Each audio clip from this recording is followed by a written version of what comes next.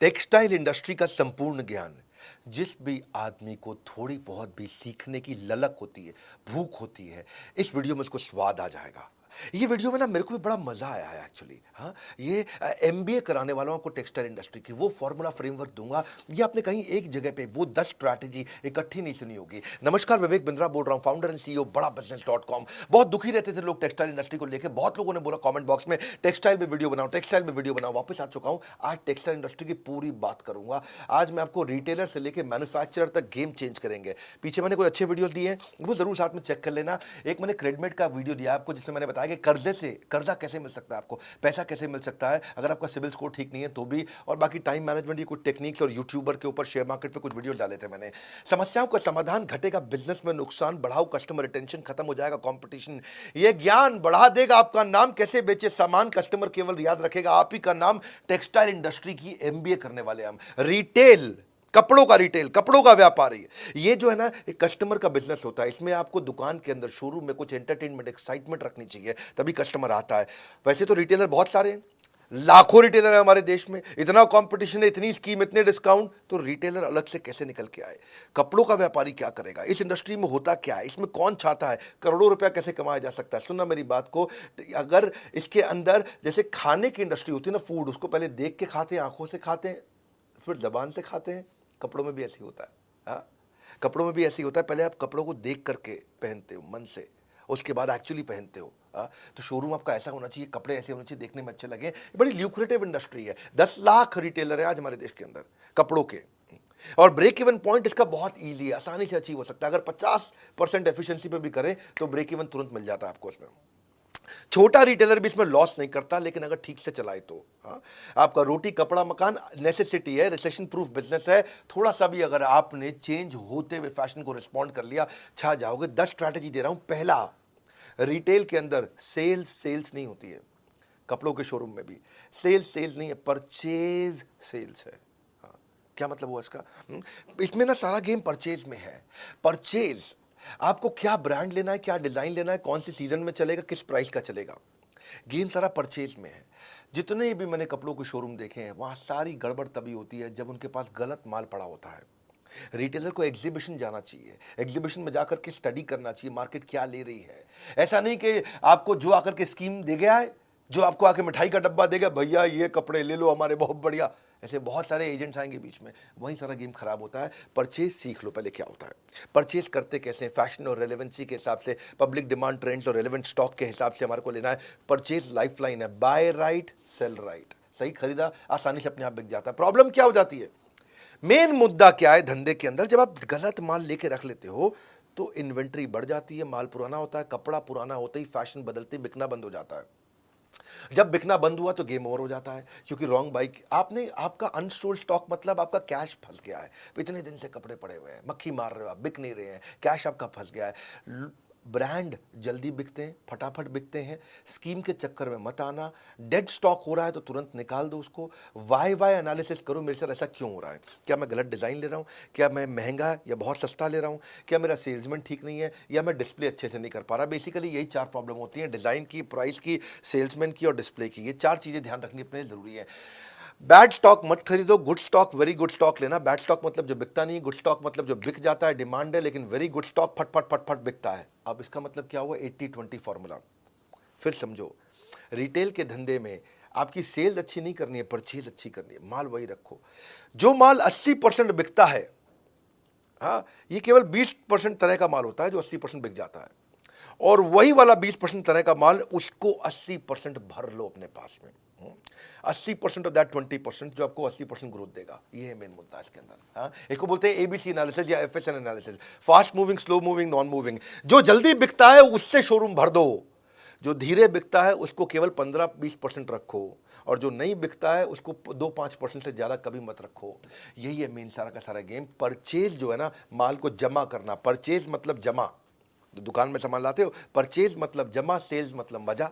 हाँ, जमा मजा, जितना बढ़िया सेल्स करोगे उतना मजा आएगा आपको।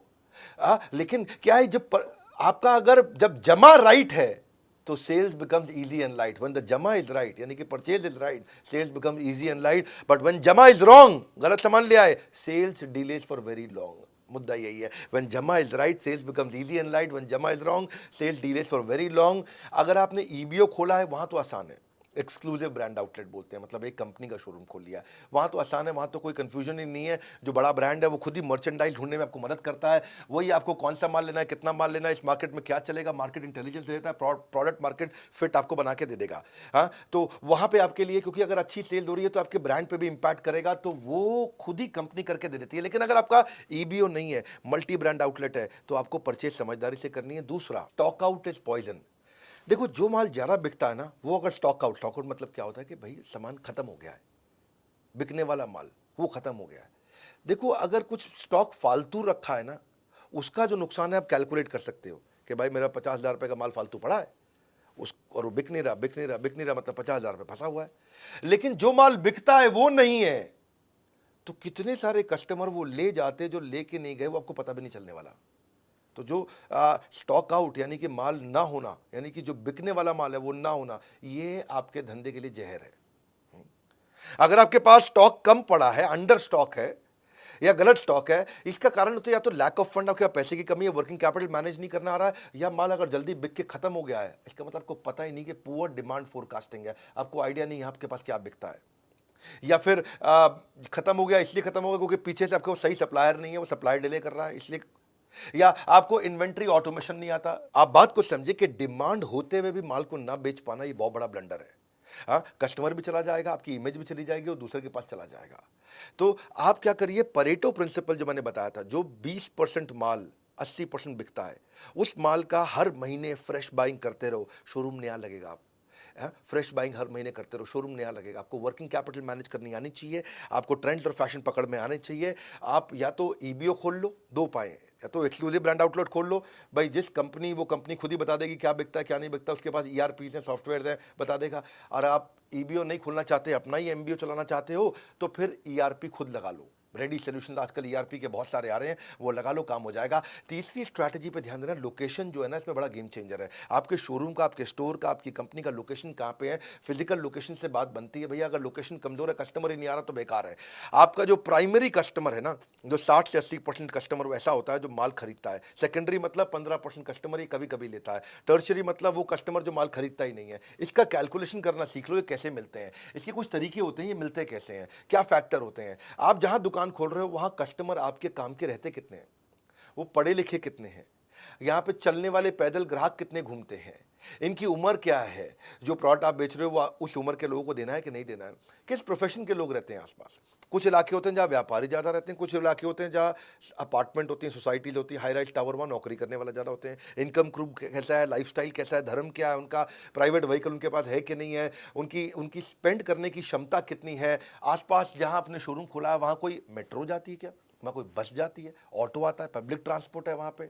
ये चीज़ों को देखो तब आपको समझ में आएगा यार, यहाँ लोकेशन ठीक है, यहाँ माल अपने को शोरूम खोल देना चाहिए। चौथी स्ट्रैटेजी बड़ी कमाल का गणित दूंगा इसमें मैं, ये रियल कंटेंट है भाई साहब। हाँ, brand gives you better inventory turnover. क्या मतलब हुआ बेटर इन्वेंट्री टर्नओवर? मतलब बेटर आरओआई। इसका मतलब समझो, केस स्टडी से समझाता हूं। मोबाइल के दो ब्रांड लेते हैं, जियोनी और शाओमी। जो दुकानदार है ना, उसको शाओमी केवल 4% मार्जिन देता है, जियोनी 12% मार्जिन देता है। लेकिन फिर भी कौन, मतलब कमाई किस में जा रहा है, जियोनी में कि शाओमी में? जियोनी में। जियोनी 12% दे रहा है। हाँ, यानी कि आपने 1 लाख रुपए का मोबाइल बेचा जियोनी का, तो आपको 12,000 रुपये कमा लोगे। शाओमी का 1 लाख रुपए का मोबाइल बेचा तो केवल 4,000 रुपये कमाओगे। तो आदमी कहे भाई जियोनी ज़्यादा रख लो, लेकिन वो शाओमी रखता है ज़्यादा। पूछो क्यों? क्योंकि समझो यहाँ पे दो आपके बड़े अच्छे से खाने बने हुए हैं जहां आपने मोबाइल रखे हुए हैं, है कि नहीं, रैक अंग्रेजी में बोलते हैं। यहां 1 लाख रुपए का जियोनी पड़ा है, यहां 1 लाख रुपए का शाओमी पड़ा है। जियोनी 1 लाख रुपए का पूरे महीने में एक ही बार बिकेगा, यानी कि एक महीने में 1 लाख रुपए का आपने जियोनी बेच लिया, तो आपको उस पर कितना बच गया? 12% के हिसाब से 12,000 रुपये बच गया। लेकिन शाओमी इतनी तेज बिकता है, इतना ज़्यादा बिकता है, इतना ज़्यादा बिकता है कि ये 1 लाख रुपए का माल बिक गया, फिर आपने खरीदा, फिर बिक गया, फिर आपने खरीदा, फिर बिक गया, फिर आपने खरीदा। आपने फंसाया तो 1 ही लाख है, लेकिन ये 10 बार बिक गया। इधर 1 लाख का माल 1 बार बिका, शाओमी का 1 लाख का माल 10 बार बिक गया। शाओमी दे तो रहा था 4%, लेकिन उस 1 लाख पे आपने 4% 10 बार कमा लिया। यानी कि आपने यहाँ 40,000 रुपये कमाया और यहाँ आपने 1 लाख पे केवल 12% देखने में अच्छा था, पर ये एक ही बार बिका तो आपने 12,000 कमाया। तो इस 1 लाख पे अपने महीने में 12,000 रुपये कमाया, इस 1 लाख पे महीने में आपने 40,000 रुपये कमाया, क्योंकि माल 1 ही लाख का रखा था, बिक रहा है, आ रहा है, बिक रहा है, जा रहा है। आप तो 1 ही लाख का माल फंसाते हो ना, अपना पैसा तो 1 ही लाख फंसाया दोनों जगह पे आपने, पर ये कम बार बिका जियो नहीं, तो यानी कि एक बार बिकने पे आपको 12,000 कमा के दिया, 10 बार 1 लाख का माल बिकने के कारण आपको 40,000 रुपये कमा के दिया। इसको बोलते हैं आरओआई। इसका मतलब क्या भैया? मतलब ये है कि अगर आप अच्छा ब्रांड रखोगे तो वो आपका ब्रांड बना देगा, और लोकल आइटम रखोगे तो आपको भी जिंदगी भर लोकल बनाए रखेगा। माल वो रखो जो अपने आप बिकता हो, मार्जिन थोड़ा मात्रा कम भी हो तो भी चल जाता है, आप आरओआई बहुत अच्छी कमा लेते हो, बहुत बढ़िया कर लेते हो। इसमें ना आप, मैं साधारण भाषा में समझाना पसंद करता हूँ। ये जोनी शाओमी के आइडिया से आपको समझ में आ गया होगा। कपड़ों में मामले में भी ना, कोई लोकल लल्लू लाल कपड़ा मत रखो, ठीक ब्रांड का कपड़ा रखोगे। हाँ, लल्लू लाल हो सकता है आपको 50% मार्जिन दे दे, ब्रांड आपको 30% मार्जिन दे, पर आप ब्रांड में ज़्यादा कमा जाओगे, जल्दी जल्दी बिकता है। हाँ, स्टॉक बहुत तेज घूमता है। और ये अगर फंसा रह गया ना आपका, जियोनी फंसा रह गया, तो जियोनी 3G था, टेक्नोलॉजी 4G आ गई, मोबाइल बेकार हो गया। भाई उसका रैम कम था और नया रैम आ गया, ज्यादा रैम वाले मोबाइल आ गए, टेक्नोलॉजी बेकार हो गई, मोबाइल बेकार हो गया।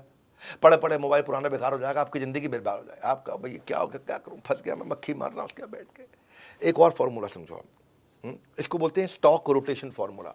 स्टॉक रोटेशन फॉर्मूला क्या है, इसे समझ में आ जाएगी आपको बात। अगर आप बिल्कुल पढ़े लिखे नहीं हो ना तो भी ये फॉर्मूला समझ में आ जाएगा आपको। हाँ, मैथमेटिक्स तो छोड़ो, अगर आपने खाली 10वीं छोड़ो, 8वीं छोड़ो, 5वीं तक पढ़ाई करिए, इतना ईजी कर दूंगा।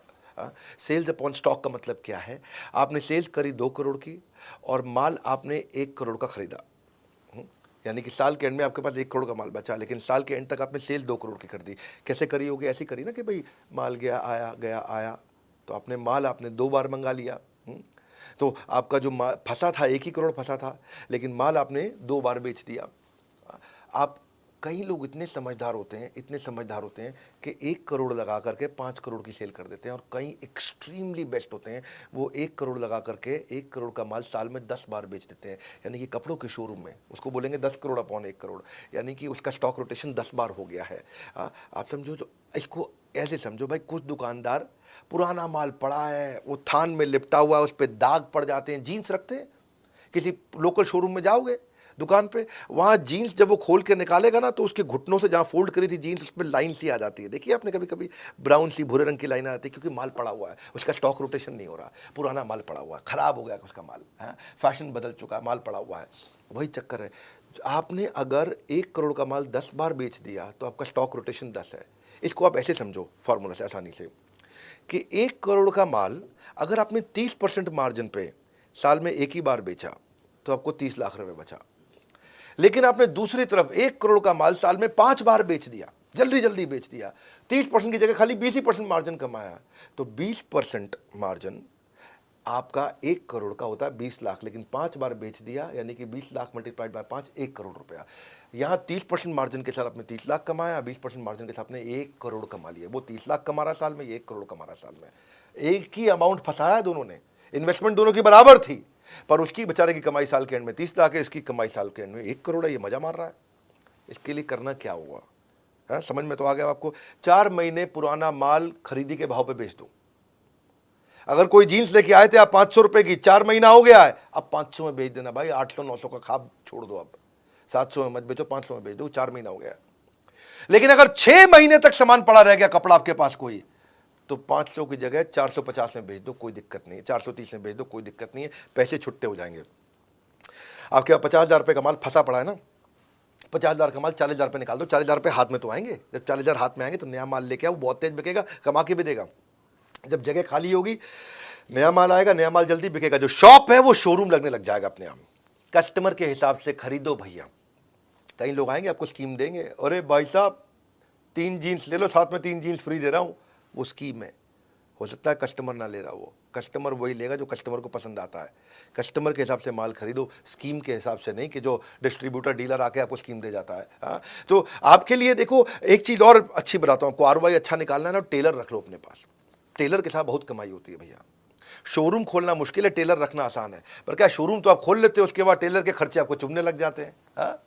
आप क्या है कि आप $1 खर्च कर देते हो, 1 पेनी में दिक्कत आती है। 2,000 का नोट खर्च कर देते हो, 2 रुपए खर्च करने में दिक्कत आती है। टेलर रखो। देखो रेस्टोरेंट वही चलता है जहां शेफ अच्छा हो, इसी तरह कपड़ों का शोरूम वही अच्छा चलता है जहां टेलर अच्छा हो। शेफ लाना मुश्किल नहीं है, रेस्टोरेंट खोलना मुश्किल है। आप अगर रेस्टोरेंट, ये बड़ा इंपॉर्टेंट है चीज़ को समझना कि टेलर छोटी छोटी चीज़ें आपके लिए अच्छी इतनी तेज कर सकता है सर्विस के मामले में कि आपका कस्टमर वापस आता है लौट करके। मैं ना इस रिटेल इंडस्ट्री के अंदर, इसके अंदर ये जो हमारी टेक्सटाइल इंडस्ट्री है, इसमें सियाराम एक अच्छा ब्रांड है। उसके जो ओनर हैं, चेयरमैन है मिस्टर रमेश पोदार, हमारी बड़ी मित्रता है उनसे, बड़ा प्रेम है, बहुत बहुत वार्म और कॉर्डियल रिलेशनशिप है मेरा।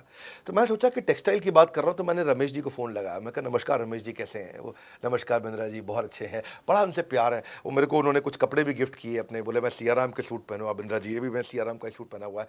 तो मैंने जब उनसे बात किया, मैं कहा उनसे भी थोड़ा सा ये समझता हूँ, तो मैं उनकी भी स्ट्रैटेजी बताता हूँ। ये 1978 की कंपनी है भैया, सियाराम, जे हेम्स्टेड, कैडनी, ऑक्समबर्ग भी बड़ा ब्रांड, सब इन्हीं के 80 मिलियन मीटर जो है ना बनाते हैं, कि 40,000 आउटलेट पे माल बेच रहे हैं। 100 करोड़ तो उन्होंने 1991 में पहला कर लिया। देसी ब्रांड, लेकिन इंटरनेशनल अपील है इनका।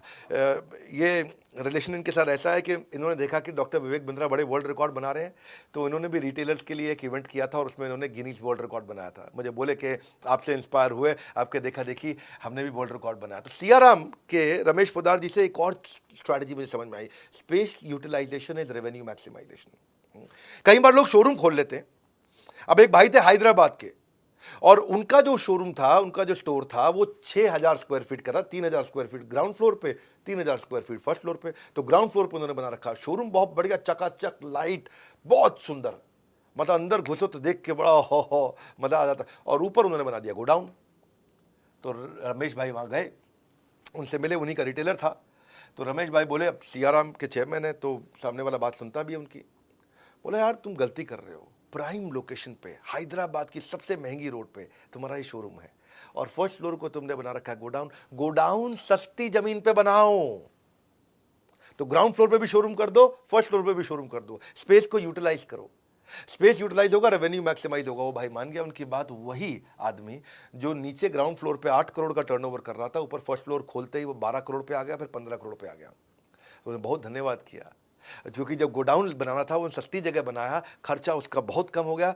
वरना अगर ऊपर फर्स्ट फ्लोर जो इतनी प्रीमियम लोकेशन थी, उससे फट फट फट फट तेज कमाया उन्होंने। तो स्पेस यूटिलाइजेशन जब करोगे तो उसमें देखो मैनेक्विन अच्छे से डालो, ट्रायल रूम बनाओ, शीशे लगाओ, डिस्प्ले शेल्फ अच्छे लगाओ, डिस्प्ले काउंटर बढ़ाओ। जितना अच्छे से स्पेस को यूटिलाइज करेंगे ना, उतना रेवेन्यू मैक्सिमाइज होता है आपका। अगला है छठा स्ट्रैटेजी, इफेक्टिव ट्रेनिंग, मतलब हायर कन्वर्जन। आपने शोरूम बनाया, आपके शोरूम पे आपने कितने सालों की मेहनत करी है ना, कितना पैसा लगा दिया आपने वहाँ पे, कितना कुछ कर दिया आपने, इतनी ब्रांडिंग मार्केटिंग कर दी उसकी। आज उसकी इतनी इज्जत हो गई कि रोज 100 कस्टमर आ रहे हैं वहाँ पे। अगर रोज 100 कस्टमर आ रहे हैं और आपका सेल्समैन इतना कमजोर है कि 100 में से खाली 20 को माल बेच पाता है, 100 में से वो 20 को माल बेच पाता है, क्योंकि उसकी ट्रेनिंग अच्छी नहीं हुई। अगर उसकी ट्रेनिंग अच्छी कर दें, वो 100 में से 40 को माल बेच दे, तो आपका टर्नओवर एकदम डबल हो जाएगा। हाँ, कस्टमर लाने पे आप खर्चा कर चुके हो, पर उसकी ट्रेनिंग नहीं करी आपने। ये छोटे छोटे खर्चे होते हैं। प्रोफेशनलिज्म बढ़ाइए। हाँ, प्रोफेशनल्स को लाइए, उनको उतना प्रेम दीजिए कि वो फैमिली हो जाएं। फैमिली को लाइए, उनको उतना ट्रेनिंग दीजिए कि वो प्रोफेशनल हो जाएं। दो बातें हैं कि आप जब किसी एम्प्लॉय को हायर करते हो, उसको इतना प्रेम दो प्रोफेशनल आदमी को कि वो फैमिली जैसा हो जाए, और खुद के जो परिवार वाले हैं उनको इतना ट्रेनिंग दे दो कि वो प्रोफेशनल्स की तरह काम करना शुरू कर दें। मजा आएगा। उसके बाद ट्रेनिंग का कल्चर बना दो। यंगस्टर्स को बहुत दिक्कत आती है, उनके लिए बड़ा आसान हो जाएगा। डेटा ड्रिवन अप्रोच रखो, मेजरेबल गोल रखो, नहीं तो एवरीथिंग गोल गोल हो जाएगा। अगर मेजरेबल गोल नहीं होगा तो एवरीथिंग गोल गोल। गोल गोल चाहिए या बड़ा जबरदस्त वाला गोल चाहिए। अपने मैनेजर को, स्टोर कीपर को, सेल्समैन को, कस्टमर सर्विस एग्जीक्यूटिव को, शॉप फ्लोर सबको बढ़िया ट्रेनिंग दो। इसको सारे रिटेलर्स के आप पहुंचा देना, जितने भी भैया अपने टेक्सटाइल वाले हैं। गेम चेंजर वीडियो में कुछ ऐसे ऐसे फॉर्मूला दूंगा आपको मैं। तो सेल्समैन ना बड़ा इंपॉर्टेंट टच पॉइंट होता है। 10 में से 2 कस्टमर को माल बेच पा रहा था, वो 10 में से 4 को बेचना शुरू हो गया। अच्छी ट्रेनिंग दे दी आपने तो टर्नओवर डबल हो गया आपका। तो आपका जो शॉप फ्लोर है वो बहुत इंपॉर्टेंट एरिया है। उसको आप फीचर वर्सेस बेनिफिट की ट्रेनिंग दो। भाई कपड़ों का फीचर मत बताओ, बेनिफिट बताओ उसको। प्रोडक्ट की origin, history, accessories, catalogue, prices, कपड़ों के डिफरेंट साइजेज, यूके का साइज ये है, यूएस का साइज ये है, मेन का साइज ये है, वुमेन का साइज ये है। फैब्रिक का उसको एक्सपीरियंस हो जाना चाहिए। कॉम्पिटिटर क्या प्रोडक्ट बेच रहा है, कॉम्पिटिटिव एडवांटेज क्या, उसको समझ में आ जाना चाहिए। एटिकेट्स के साथ बात करें, रैपो बिल्डिंग, रिलेशनशिप बना करके माल बेचे, कस्टमर के बाइंग बिहेवियर को पहचाने। डिफिकल्ट गुस्से वाला कस्टमर आ गया, एकदम चिड़ा हुआ, नक चढ़ा,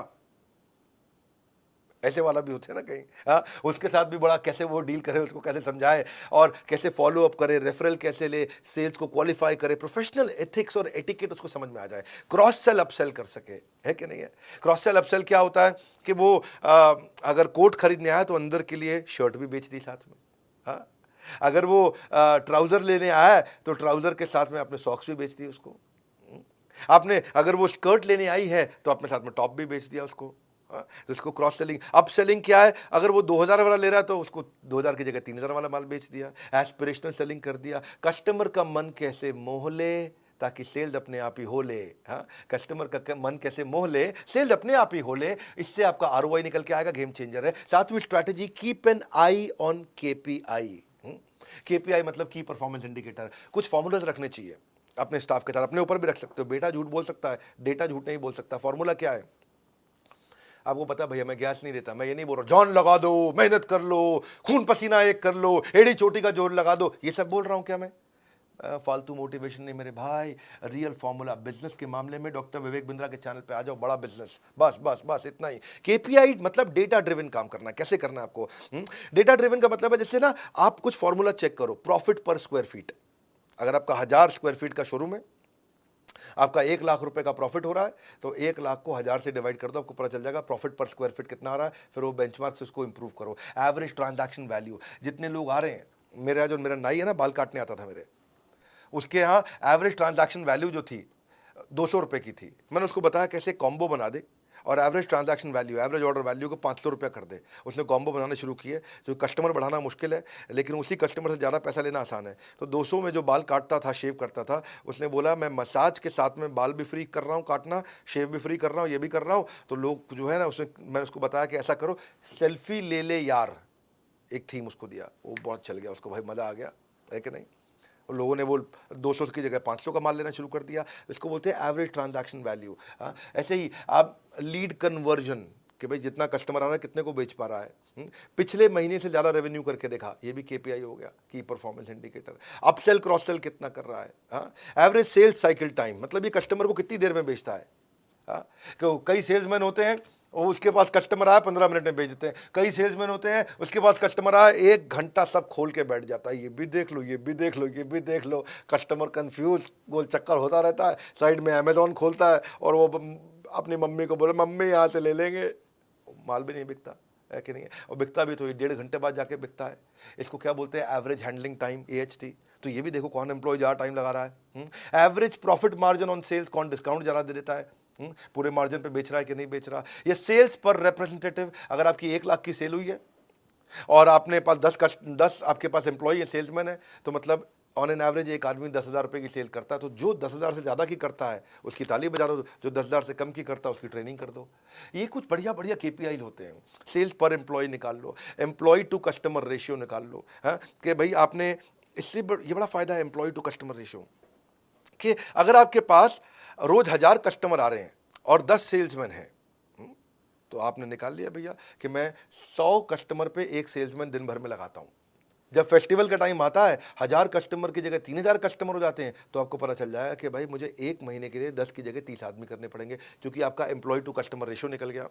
हाँ, कस्टमर कितने दिन तक आपके साथ ट्रांजैक्शन करता है, क्योंकि कस्टमर रिपीट कस्टमर बन रहा है कि नहीं, लॉयल कस्टमर बन रहा है कि नहीं, प्रमोटर एडवोकेट बन रहा है कि नहीं बन रहा। क्योंकि ये भी बड़ा इंपॉर्टेंट फॉर्मूला है। रिटेंशन रेट, कितना कस्टमर रिटेन हो रहा है। रेफरल रेट, कितना कस्टमर आया और कितने को नए साथ में लेकर के आया, रेफरल किया उसने। क्योंकि KPI जब आप कर देते हो तो इससे आप एम्प्लॉयज़ को अकाउंटेबल कर लेते हो। एम्प्लॉयज़ अपने आप काम करते हैं, आपकी प्रेजेंस के बिना काम करते हैं। आप जो है वृंदावन में बैठ करके कीर्तन कर रहे हो, भगवान का जप कर रहे हो, या दुबई के बीच पे लेमनेड पी रहे हो, पीछे से धंधा अपने आप चल रहा है, क्योंकि आपने फॉर्मूला लगा के सबको मेजर करना शुरू कर दिया। लोग ऑर्गेनाइजेशन की प्रायोरिटीज को समझ जाते हैं, आपके एम्प्लॉय रिस्पॉन्सिबल होते हैं, बड़ी क्लैरिटी मिल जाती है उनको, इंडिविजुअल परफॉर्मेंस अच्छी होने लग जाती है। तो ये KPI था। 8वीं स्ट्रैटेजी है फिजिटल। फिजिटल मतलब फिजिकल शोरूम के साथ डिजिटल भी जाओ। बाइंग बिहेवियर बदल रहा है, इंफॉर्मेशन एज है, सब कुछ इंटरनेट पे दिख रहा है, सब कुछ इंटरनेट पे चल रहा है। पहले लोग टच फील करते थे, अब इंटरनेट से खरीद लेते हैं। तो आप डिजिटल भी हो जाओ साथ साथ। डिजिटल होने में घबराने की कोई जरूरत नहीं है, एक्सटेंशन है फिजिकल स्टोर का। आपको पूरे देश में जाने की जरूरत नहीं, आप डिजिटल तुरंत फटाफट पहुंच जाते हो। आप होम डिलीवरी दे सकते हो, सर्विस का एक्सटेंशन है वो। हमारे ना बड़े सारे कोर्सेज हैं कि एक फिजिकल बिजनेस को डिजिटल बनाने के लिए, WhatsApp marketing, digital marketing, Facebook marketing, e commerce marketing, email marketing. बस आपने ये सब सीख लिया, व्हाट्सएप मार्केटिंग आपने सीख लिया, तो आप कस्टमर को प्रोडक्ट भी भेज दोगे, उसको प्राइस भी बता दोगे, उससे परचेज भी करा लोगे, उससे पेमेंट भी करा लोगे और अपना प्रॉफिट भी कमा लोगे। बड़ा आसान है, तो वो मुश्किल नहीं है। आपके प्रोडक्ट में आएगी विजिबिलिटी, जैसे प्रोडक्ट की डिजिटल बढ़ेगी विजिबिलिटी, आपके धंधे में आ जाएगी स्केलेबिलिटी। आसान है ये। आप अपना गूगल पे, फेसबुक पे, सोशल मीडिया पे, आप आजकल गूगल की लिस्टिंग, बिजनेस लिस्टिंग बहुत होती है कि नाम, एड्रेस, फ़ोन नंबर डाला, अपना विजुअल कंटेंट सारा डाल दिया, भाई मेरे पास ये कपड़े हैं, आपको रिव्यूज़ देने शुरू कर दिए, एकदम बात बनेगी। आपका लोगो वोगो डाल दो वहाँ पे, सब काम हो जाएगा, कस्टमर रिव्यू देने लग जाता है आपको। इससे आपको लीड्स मिलेगी, विजिबिलिटी मिलेगी, डिस्प्ले मिलेगा, बहुत अच्छा है ये। आपके मार्जिन अपने आप बढ़ जाते हैं, बीच में सारे इंटरमीडिएरी खत्म हो गए, इसको कमीशन दो, उसको कमीशन दो, कुछ नहीं, सीधा कस्टमर को माल बेचो, 365 दिन आप बेच सकते हो, क्योंकि इंटरनेट तो आपका रात को भी चलता है, दिन में भी चलता है। शोरूम तो आपका खाली दिन में खुलता है, इंटरनेट तो आपका रात को 2 बजे भी इंटरनेट पे दुकान खुली है, आपकी दुकान इंटरनेट पे सुबह 4 बजे भी खुली है, 26 जनवरी पे भी खुली है, 15 अगस्त को भी खुली है। इंटरनेट पे तो आपकी दुकान हर समय खुली हुई है। तो इसको सीखो आकर के, हमारे भी कोर्सेज हैं बहुत सारे, इसके ऊपर आप ज्वाइन कर सकते हो बोर्ड लाइन नंबर पे फ़ोन करके। बहरहाल, नौवीं स्ट्रैटेजी, अगर आपको ईबीओ का मतलब क्या है? ईबीओ मतलब एक्सक्लूसिव ब्रांड आउटलेट। इसमें आपकी मेहनत कम है, ब्रांड की मेहनत ज़्यादा है, वो सारे आपकी मदद करते हैं। मान लो आपने कोई भी ब्रांड उठा लो, अभी सीआरएम की बात कर लेते हैं, सीआरएम का ब्रांड उठा लो, उसके अपने लॉयल कस्टमर हैं, उसकी अपनी बहुत बड़ी विजिबिलिटी है, उसका अपना प्रूवन एक क्वालिटी और कमर्शियल वायबिलिटी है, और आपको बड़ी अच्छी प्रीमियम अपील है उसकी। ब्रांड का अपना एक विजन होता है, उसकी अपनी लॉन्ग टर्म स्ट्रैटेजी होती है, उसके अपने ग्रोथ प्लान होते हैं, उसके बाद अपने मार्केटिंग के बजट होते हैं। आप थोड़ी कर सकते हो सारे बॉलीवुड वाले को ला दो। हमने अगर सीआरएम का एग्जांपल लिया, तो उन्होंने आजकल दीपिका पादुकोण के हस्बैंड को अपना ब्रांड एम्बेसडर बना रखा है, और अब वो आएगा अपना आकर के, वो तो पता ही आपको रंगीन कपड़े पहनता है। तो अब आप तो नहीं, आप दीपिका पादुकोण को या उसके हस्बैंड को ला सकते हो आसानी से, कोई आप तो दुकानदार हो। तो ईबीओ भी आप ट्राई कर सकते हो, ईबीओ बड़ा अच्छा ऑप्शन है। और रणवीर सिंह नाम है उसका, मैं नाम भूल जाता हूँ, मैं बॉलीवुड कम देखता हूँ। तो वो जो है, आप उसको, आपको तो खर्चा नहीं करना है, ब्रांड अपने आप खर्चा करता है, ब्रांड का आपको सपोर्ट मिल जाता है, ब्रांड आपको प्रॉपर्टी सिलेक्शन करा देगा, आपको रेंट नेगोशिएट करा देगा लैंडलॉर्ड से। आप अगर अच्छा ब्रांड होगा, बहुत सारे ब्रांड्स हैं, लुई फिलिप, फलाना डिकाना, बहुत सारे हैं। आप उसमें से अगर मान लो, हमने अभी सीआरएम की बात करी, तो आपको स्टोर भी डिजाइन करा के देंगे, स्टोर लेआउट भी कर देंगे आपका। सैकड़ों शोरूम हो चुके हैं आप सीआरएम के, और अब उनका आइडिया ये है कि अगले 1 साल के अंदर 1000 नए शोरूम खोलने वाले हैं। इनके अपने फ्रेंचाइजीज खोलते हैं ना ये, तो प्रोडक्ट की ट्रेनिंग देंगे आपको, ऑपरेशंस की हेल्प कर देंगे, फ्लो ट्रेनिंग दे देंगे, बिलिंग का सॉफ्टवेयर दे देंगे आपको, वॉक इन कैसे बढ़ाओगे, आपको लेआउट, साइनेज, हर एक चीज रेडी करके देता है। तो ईबीओ में आपकी टेंशन खत्म है, कोई नया आदमी भी चालू कर सकता है। 10वीं स्ट्रैटेजी क्या है? EBO means easy expansion. अगर आपका एमबीओ है, मल्टीपल ब्रांड आउटलेट है, तो पुरानी गल्ला चला आ रहा है। दादाजी बैठते थे, दादाजी के पिताजी बैठते थे, अभी आपके पिता बैठते हैं, अभी आप खुद बैठते हैं, अपने बच्चों के लिए क्या करें? क्योंकि भैया एमबीओ को एक्सपैंड करना मुश्किल है, ईबीओ को आसान है। ईबीओ आप एक साथ 10 शोरूम चला सकते हो, एमबीओ में आपको खुद ही गल्ले पे बैठना पड़ता है। तो इंसान अपने बच्चों के लिए जगह बनाता है, तो एमबीओ उसका बड़ा अच्छा एग्जाम्पल है। फ्यूचर बच्चों का आप सिक्योर कर सकते हो, क्योंकि टेक्सटाइल के जो पुराने खिलाड़ी हैं वो भी, और जो बिल्कुल नए हैं वो भी अपने बच्चों को, सूखा सूखा बिजनेस होता है एबीओ का, एकदम सूखा सूखा बिजनेस। भाई कंपनी से ही माल आया, कंपनी की सारी स्ट्रैटेजी, कंपनी का सारा सिस्टम आया, कस्टमर भी आया, कस्टमर को पहले शोरूम के बारे में पता है, उसको पहले ब्रांड के बारे में पता है, ओ सियाराम, तो वो आएगा, सियाराम का कपड़ा खरीदेगा, चला जाए, आपको क्या टेंशन है इसमें? हाँ, कईयों के पास जो कमर्शियल जगह होती है, मॉल में, कहीं पर डिस्ट्रिक्ट सेंटर में, कहीं पे, कुछ लोग हैं जिनके पास काम है पर जगह नहीं है, तो वो जगह लेके काम कर ले, और कुछ लोग जिनके पास जगह है पर कोई काम नहीं है, तो उनके लिए भी अच्छा है कि भाई, क्योंकि ईबीओ करना आसान है, आपको ट्रेड का आदमी होने की जरूरत नहीं है, कोई भी आदमी कर सकता है। देखो, आपको ना ईबीओ में बिना बिजनेस के बैकग्राउंड के भी आप कर सकते हो। आप मैकडोनल्ड्स का या किसी भी खाने का, किसी का भी आप फ्रेंचाइजी की तरह ईबीओ चला सकते हो उसका। हाँ, आपको राइट फार्मूला दे देते हैं सक्सेस का। आपको अगर सीआरएम वालों से बात करना, तो उनसे भी बात करके देखो, मेरे को क्योंकि उनका बड़ा अच्छा लगा, मैंने खुद जा करके देखा उनका। बहरहाल, ये बहुत सारे आज आपको फॉर्मूलाज मैंने दिए, आपको बहुत सारे फ्रेमवर्क दिए, आपको मैंने ये एमबीए कराई मैंने आपको टेक्सटाइल इंडस्ट्री में। आप इस वीडियो को दोबारा देखना, क्योंकि लंबा वीडियो है, इसमें बहुत काम की चीज़ें, नोट्स बनाए कि नहीं बनाए। और अगर आप डिस्ट्रीब्यूटर हो, तो आप मैन्युफैक्चरर हो, रिटेलर को आप भेजो वीडियो, होलसेलर को वीडियो भेजो, ये कोई भी फ्रेंचाइजी उस वीडियो को भेजो, सबको आगे बढ़ाना जरूरी है, इसलिए शेयर करना भी बहुत जरूरी है। बहुत काम का वीडियो है। और अगर आप भी बिजनेस में ग्रो करना चाहते हो, ऐसी सारी स्ट्रैटेजी सीखना चाहते हो, अपने ब्रांड को बहुत बड़ा करना चाहते हो, मेरा मोस्ट सॉट आफ्टर कंटेंट आ चुका, लीडरशिप फनल। ये वो कंटेंट है जहां कोई गैस नहीं है, ये थोड़ा प्रीमियम है, इसमें खाली 300 सीट होती है। एक हम 5 स्टार, 6 स्टार, 7 स्टार होटल में करते हैं इसको, एयरपोर्ट के पास करते हैं, जहां पे हम लोग बहुत, केवल 300 सीट, राइट सीधा क्वेश्चन आंसर वहीं पे टक टक टक टक टक टक। रियल कंटेंट आपका पहले ट्रेनिंग नीड एनालिसिस कर लेते हैं, आपका पहले ही मैं पूरा कच्चा चिट्ठा पढ़ लेता हूँ, क्योंकि आपसे हम फॉर्म भरवा लेते हैं पहले, आपके बिजनेस को समझ के आता हूँ, आपके क्वेश्चंस को रेडी करके आता हूँ मैं पहले से ही। आपको real life example case study देते हैं, एग्जीक्यूटिबल स्ट्रैटेजी देते हैं और एक गेम चेंजिंग कोचिंग डायरी देते हैं। ये प्रीमियम कोचिंग डायरी ये कहीं नहीं मिलती है, ये केवल उस प्रोग्राम में मिलती है। हाँ, वीकली असाइनमेंट रहते हैं, उसके बाद कोच आपको वीकली असाइनमेंट फोन कर करके कराएगा, असाइनमेंट करो भाई साहब, आप नहीं करोगे दूसरे नंबर से करेगा फोन। असाइनमेंट क्यों नहीं किया आपने अभी तक? तो हैंड होल्डिंग सपोर्ट है, leadership funnel game changer program है, लोग कसमें खाते हैं इसकी, इसलिए अभी तुरंत अगला बैच आ गया है, आप फटाफट पता कर लो, सीट खत्म ना हो जाए। लीडरशिप फनल में आपको लाइफ टाइम मेंबरशिप भी हम फ्री दे रहे हैं, और इस वीडियो को सारे रिटेलर्स तक पहुंचाओ। पता नहीं फ्री कंटेंट से किसकी कितनी मदद हो जाए, बड़े गेम चेंजिंग इसमें स्ट्रैटेजीज है। हमारे साथ जुड़े रहने के लिए, इस वीडियो को शेयर करने के लिए, लीडरशिप फनल के लिए फोन करके पता लगाने के लिए आप सबका हृदय की गहराई से प्रेम पूर्वक बहुत बहुत